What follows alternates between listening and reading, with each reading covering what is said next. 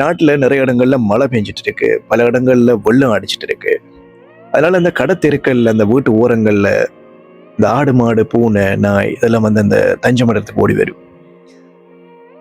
அந்த நேரம் கல் எடுத்து, தடி எடுத்து அடிச்சு அதுகள துன்புறுத்தி, காயப்படுத்தி, தண்ணியில பிடிச்சு தள்ளி விட்டுறாம, அதுகளுக்கு தஞ்சம் அடைறதுக்கு இடம் கொடுங்க. இஸ்லாம் என்ன சொல்லுது தெரியுமா? யாரு இறைவன்ட படைப்பினங்கள் மேல அன்பு செலுத்தலையோ, இறைவனும் அன்பு செலுத்த மாட்டான் அப்படின்னு சொல்லுது. 7 மண்டா தஞ்சம் அடைறதுக்கு இடமும் கொடுத்து, அதுகளுக்கு உணவும் வச்சு கொடுங்க. அதெல்லாம் வாயில்லா ஜீவனுன்னு.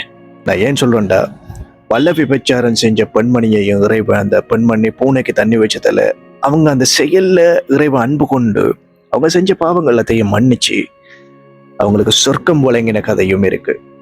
நம்மளும் டெய்லி எவ்வளவு பாவங்கள்லாம் செய்வோம்.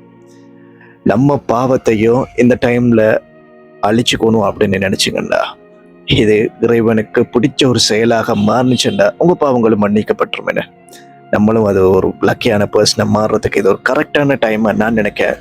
ஸோ இந்த ரிமைண்டர் மற்றவங்களுக்கு இதை ஷேர் பண்ணுங்க, யூஸ்ஃபுல்லாக இருக்கும்னு நினைச்சுக்கங்க. Have a nice day.